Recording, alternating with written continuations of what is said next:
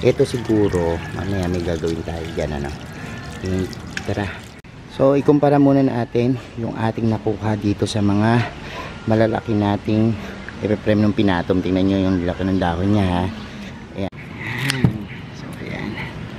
Tanggalan natin yung sa kabilang side. Lagyan natin siya ng lighting face para hindi mabulok, no.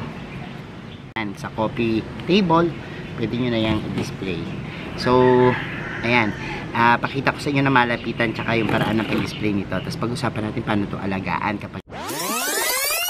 Hello everyone! This is Sir Misunaupi ni Dino Park and Eco Garden and welcome back sa ating YouTube channel. And for today's video, kung naalala nyo kahapon, gumawa tayo at nakakuha, namulot ng mga epe-frame ng pinatom o tiba-tiba, no? Yung nilagay natin doon malapit sa greenhouse. Napapalaguin natin at may nadiskubre tayo na kapag yung stem matured na, ang tumutubo is matured na dahon din, ano?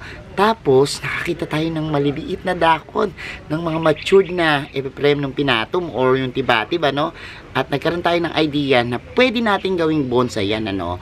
Tingnan natin, i-experiment natin kung anong mangyayari sa kanya kapag halimbawang nilagay po natin siya sa maliit na lalagyan, kung lalaki pa kaya siya. Pero for the meantime, gawa muna tayo ng magandang arrangement na parang binonsai yan, ano? At samahan nyo ako ngayong araw na to.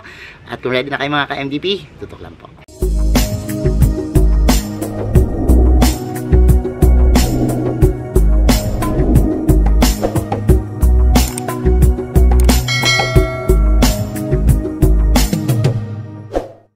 And we're back mga ka-MDP at puntahan na natin yung sinasabi ko sa inyo, no? Kung na-miss nyo yung video natin, ayan, balikan nyo na lang po, ano? Pero ito yung nakuha natin na charan, napakaliit na dahon, ano? Maya pakita ko sa inyo yung malalaking epe-frame ng pinatom na ating alaga dito sa garden, kasi ito pinagtabasan lang, pero nagulat ako nung tinapon dito at tinabi, ayan, merong umusbong na ganyan. So tingnan natin kung gagawin natin itong bonsai, kung lalaki pa ito, no, kapag halimbawang humaba siya. Pero tingnan nyo, ayan, kakat ko na rin siguro yung mga patubong dahon para kung ano lang yung mga nandito na dahon, yun na lang yung itira natin, no. So ang gawin natin, isugasan muna natin para mas magandang tingnan, para sa manok. So ayan, hugasan muna natin, ano, para ma-freshen up yung pinakadahon niya, no. And ito siguro, mamaya may gagawin tayo dyan, ano. And tara, samahan nyo ko kasi ito ay ating iaayos. Hugasan muna natin mabuti kasi yung mga dumi-dumi siya.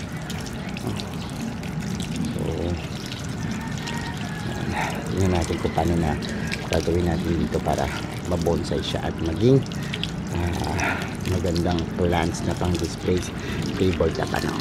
So ikumpara muna natin yung ating nakuha dito sa mga malalaki nating epe-frame ng pinatom. Tingnan nyo yung laki ng dahon niya, ha? Ayan, ito maliit pa lang to, pero kita nyo kakaiba, diba? Matured na siya pero ang liit niya, unlike nung mga bago nating epe-frame ng pinatom. Ganito lang yung mga dahon niya pag maliliit, oh. Look, tingnan nyo. Pero ito, kasing laki lang ng maliit na dahon, pero may penetration na. Galing yan, no? And ganyan po kalaki, no, yung mga may penetration natin dito na dahon na matured na. So ngayon, ang gagawin natin is tatanim na natin to. So simulan na natin yung paglilipat. Ito rin mga gamitan natin, syempre pating mix, ayan. Tapos may paso na tayo dito. Tapos yung ating epe-frame ng pinatom. Tapos syempre mga, yan, may fungicide din tayo dito, no, para sa kanya. Gagawin lang natin ngayon ay sisimulan nating kuhanin yung target nating plants dito. So now mag-start na tayo ng ating pag-ayos dito sa ating gagawing bonsai, no.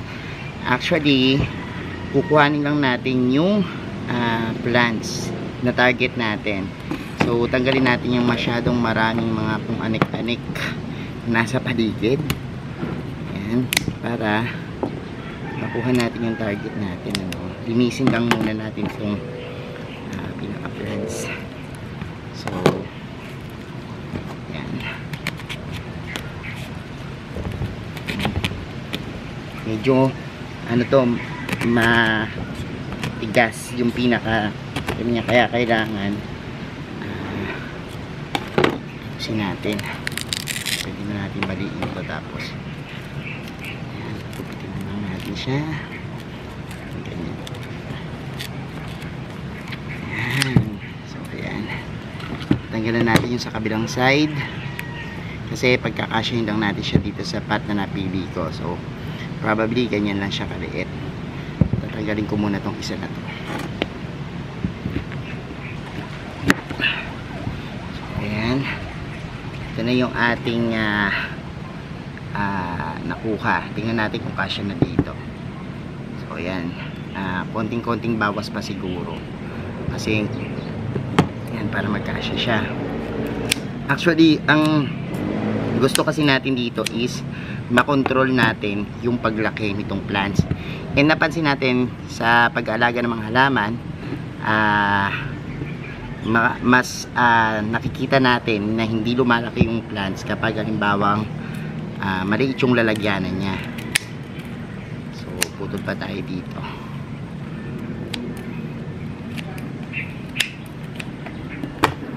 So medyo okay na siya. Yan, meron na tayong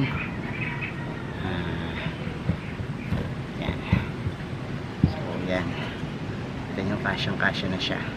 Test natin yung camera natin para makita nyo. Ayan. Ngayon, lagyan natin siya ng lighting face para hindi mabulok, no, yung ating plants, and may protection siya sa fungus. So lagyan muna natin siya dito ng lighting. And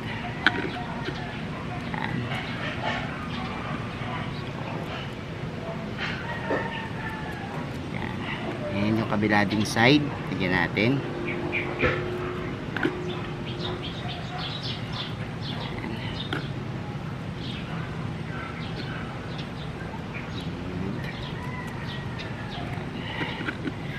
Kung wala kayong dietane, pwede kayong gumamit ng cinnamon powder o kaya agua oxinada, no? Pwede rin yan. Lagyan nyo lang sa pinaka pinagputulan nyo, no?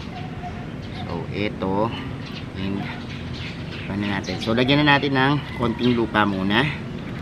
Yan, ito muna. Natin konting lupa na ito. So yan, mga ganyang kataas.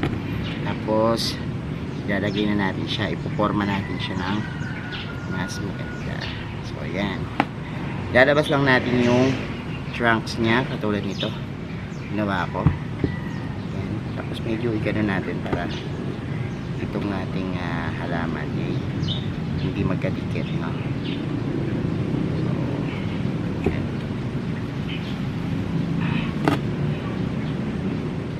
So kailangan natin yan ng medyo so pwede yan, look. Pero ito gupitin natin kasi tingnan nyo, kapag halimbawang umusbong po yan, ang una lang madidevelop kapag meron pong kayong trunks yung matured na dahon na maliit.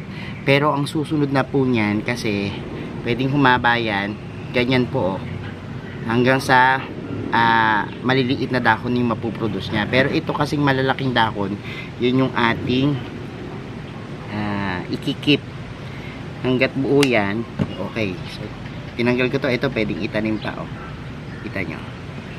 So probably yung mga lalabas dito na malapit dun sa trunks, ganito po yung itsura.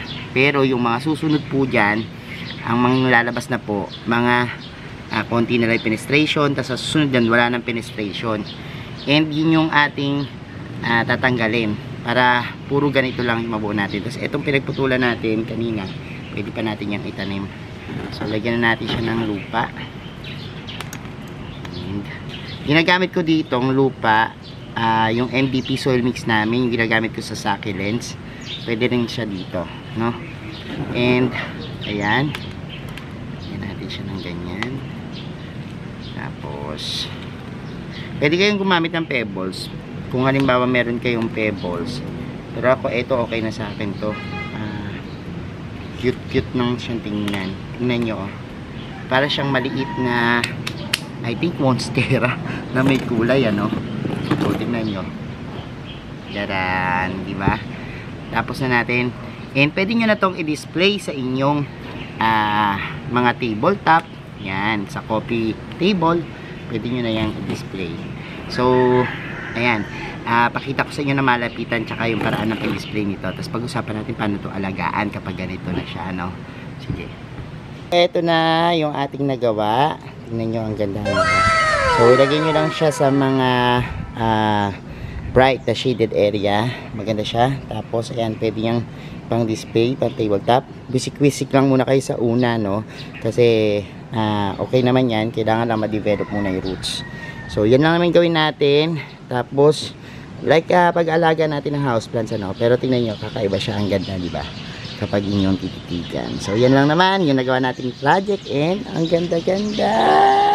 So ayan mga ka-MDP, napanood nyo na yung ating vlog at nakita nyo na yung paggawa natin itong ating bonsai na bati o epiprem ng pinatum. Thank you so much sa inyong pag-like, pag-share at pag-comment sa ating mga video. Tumutok pa para sa iba't ibang klaseng plant ideas dito sa ating channel. At huwag kalimutan pindutin yung subscribe button pati notification bell para laging updated sa aming latest uploads, pati po sa iba't ibang nating social media accounts, sa ating TikTok, Instagram, Facebook page. Search na po Hermes Sunao or Mini Dino Park in Eco Garden. Makikita nyo na yan. Salamat na maraming mga ka-MDP, and this is Hermes Sunao nagsasabi sa inyo ng happy planting. Bye!